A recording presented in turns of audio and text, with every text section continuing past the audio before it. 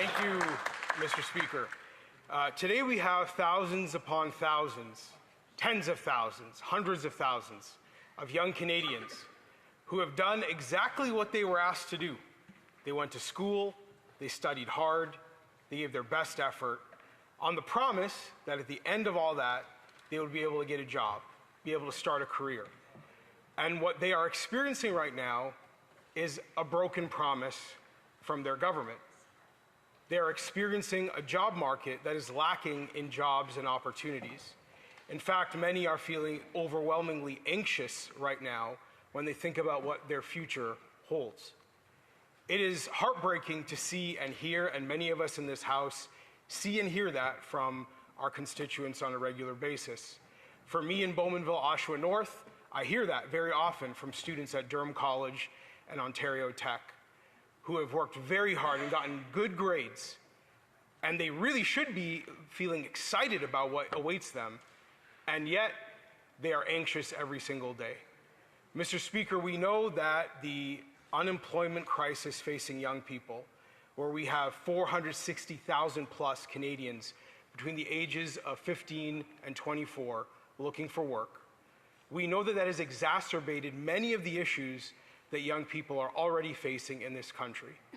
Boys and young men in particular disproportionately shouldering a burden for very many social and cultural problems right now, including opioid overdoses, suicides, homelessness, victims of violent crime, dropping out of high school. The unemployment crisis makes all of those things even worse. Mr. Speaker, I myself was once a young man struggling in the school system, labeled illiterate by the Ontario Public Schools for failing a literacy test in grade 10. And I know for a fact that if not for the chance to work, I may have never finished high school and I may not be standing here right now. For years, I found work in restaurants, at Red Lobster and other places, working as a dishwasher, working as a line cook, and it was not glamorous work at all, Mr. Speaker. Scraping seafood off of pots and pans is not the stuff that people dream about doing one day, but I can tell you that the skills that I learned, the personal attributes that I gained from working at night made up for all the things I wasn't able to learn and do during the day in a classroom. When we see these statistics about young people not having jobs, it is more than just not having a paycheck every week or every 2 weeks. It's also a sign of young people being robbed of the personal development and growth that is necessary for the future leaders of our country. The research is very, very clear on this. When you work as a young person, you learn things you might not learn anywhere else in your life. You learn responsibility and time management, conflict resolution. You learn how to be responsible for other people, how to work as a team, social skills, personal development that is essential. Personal development that, when it is lacking, becomes a problem for all of us, because we all depend on the young people of today to be leaders for our country in the future. Now, I have been worried, Mr. Speaker, for quite some time that young people would internalize the bad economy created as a result of 10 years of Liberal policy, and they would blame themselves for the lack of opportunity in front of them. I have worried for a long time that young people would think they have made mistakes or they made the wrong choices, and that is why they are struggling in the economy right now. And that is one of the reasons, Mr. Speaker, that I have been visiting university and college campuses across Ontario, soon to be the rest of the country, precisely to, one, hear them out and hear what is going on, what is weighing on their hearts and their minds, but also to deliver a very clear message that it is not their fault, that in fact, the economy that they see before them right now is a result of a series of bad choices and bad policies made by people in positions of power. Liberal politicians, corporate bigwigs on Bay Street, bureaucrats here in Ottawa have consistently put the interests of the next generation of leaders in this country to the back burner to serve all sorts of, frankly, bizarre ideological agendas. And young people need to know this, because what we don't want to have happen, Mr. Speaker, is for young people to feel discouraged and demoralized. We want them to know that better choices are possible. A better future is possible. And in fact, how we get to that better future in many ways can depend on them being involved in our democracy and them being involved in our political process and them gaining the ability to be leaders in this country, to make decisions for our institutions that will be forward-thinking and not backward-looking. Mr. Speaker, I believe that when we talk about the choices made by people in positions of power, it is helpful to be specific.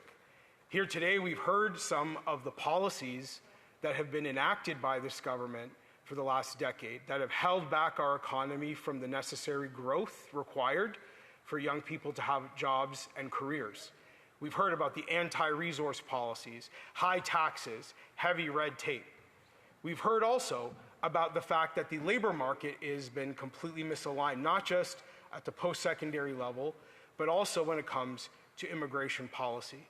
And I can tell you, Mr. Speaker, that when I visit university and college campuses, young Canadians across this country know that small tinkering at the edges of the status quo is far from enough to create the changes necessary for young people to be optimistic and hopeful about their future. Small little programs and small little policy changes by a government that is pretending right now that is different from what this country has had for the last decade, it's simply not going to get the job done. Young people know that real, serious, substantive changes are required. And there may be no example of that better than immigration policy. We saw here, Mr. Speaker, in this very chamber just a few hours ago, the Liberal government once again doubled down on irresponsible and unsustainable immigration policy, creating a new system of unlimited chain migration, doubling down on the very policies that they pretend they want to fix, but when the time comes to exercise their power to fix a system they've broken, they continuously fail and demonstrate that they have learned nothing from 10 years of breaking an immigration system that was once heralded as the envy of countries around the world.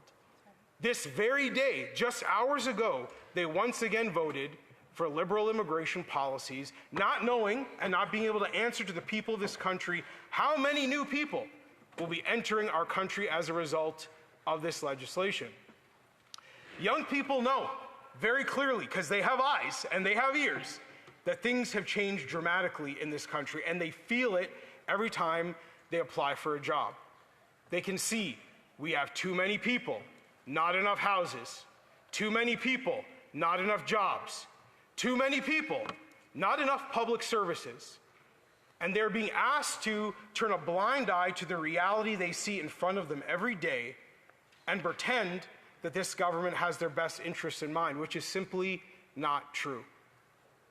Mr. Speaker, I've encountered on these college and university campuses people across the political spectrum, some of whom voted for us in the last election, some of whom didn't, some of whom vote regularly, and some of them have never voted before. But the common thread between every student that I've spoken with, a thread that I wish was visible here in the House of Commons, is an understanding that change is required and the status quo simply is not working. Young people are bearing the brunt of failed policy for over a decade, and they are asking for something new. They are asking for something different. And when we talk about youth employment, when we talk about job losses, when we talk about what is happening to the next generation of leaders in this country, we are talking about the need for change. And I mean real change.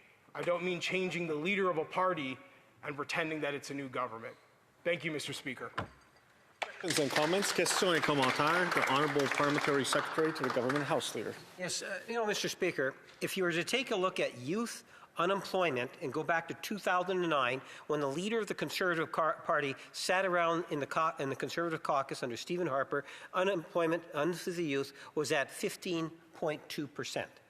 Then if you take a look in 2013, it's 13.7%. Why is that important to recognize? Because Stephen Harper and the current leader announced a policy in January 2014, which said they want to increase the number of international students to 450,000 plus.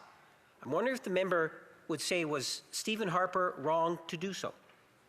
For Bowmanville, Oshawa North. Thank you, Mr. Speaker. I want to thank the member opposite for demonstrating precisely my point earlier, which is that young people across this country are hungry for a political movement and a government that is forward-looking, and yet we see quite clearly from the Liberals, they are still looking at the past. They are unwilling to accept any responsibility for 10 years of mismanaging this country and this economy, and instead, they still have Prime Minister Stephen Harper occupying their psyche. It is disturbing. But the years he's talking about are times where I was a student, when I was working at Red Lobster, and yet we're trying to talk about how we plan for the future of young people today. I look forward to seeing the member at the National Forum to End Liberal Racism on November 17th. Thank you. Questions and comments? Questions et commentaires. The Honourable Member for Brandon Souris. Thanks, Deputy Speaker. And you know, it's really interesting. I want to thank my colleague for his excellent speech. And something I'd like to point out from the member for Winnipeg North's comments is he talks about 2008 and 2009 as there being, you know, all the Conservatives' fault that there was youth unemployment at that time. He never mentions the economic conditions that were going on at that time, which I believe was the worst recession since the 1930s, whereas the only excuse we have high youth unemployment now is failed Liberal policy. That's the only reason. And they cannot take accountability for that. I wonder if my colleague from Bowmanville, Oshawa has something to add to that discussion. Member for Bowmanville, Oshawa North. Yeah, I want to thank my colleague for his question, and he's precisely right. He has observed the same thing as myself and many people across our country, which is that the Liberals refuse to take any responsibility for their own policies. That's right. They've been here for over a decade, Mr. Speaker, and yet you would think when they speak that they just showed up yesterday. They take no responsibility, can't even have any degree of humility to apologize to the young people of this country for what they have done to their opportunities, for what they have done to the economy that they are now entering the labor market in. I would love to see some humility, and I know I'm not the only one. Many Canadians would love to see some humility from these Liberals. Unfortunately, it's not their strong suit. Good answer. Questions and comments? Questions et commentaires. The Honourable Member for Elgin St. Thomas, London South. Thank you, Mr. Speaker, and I thank my colleague from Bowmanville, Oshawa North for that incredible speech. We had a similar experience starting out working in restaurants, and I'd say I'd rather be scraping crusted lobster off plates than listening to some of the talking points from the member for Winnipeg North. But the reason I bring this up is because my honourable colleague was one of the first people in this chamber to identify how harmful the temporary foreign worker program has become for Canadian youth. And I was hoping he could extrapolate on that and how we can fix that problem after 10 years of the Liberals creating it. The Honourable Member for Bowmanville, Oshawa North. Thank you, Mr. Speaker, and thank you to my colleague for his question. Look, the reality is this. There are jobs that traditionally and historically were an entry point for young people to join our economy, to earn their first paycheck, to learn their skills, to find a place where they belong, and from there grow in all sorts of different directions. The Temporary Foreign Workers Program over the course of decades became a way to deny those young people jobs that they ordinarily would have, to pay people a cheaper wage. That is the reality, and anyone who goes to a Tim Hortons across this country will see the evidence of it themselves. It is important for an economy to be tied to the young people in this country. It is important for Canada's economy to see its health as tied to the health of our young people. And when big, large corporations can bypass our young people to bring in people from elsewhere to occupy entry-level positions, it drives down the wages of young people, and it divorces our economy from the young people themselves. Thank you.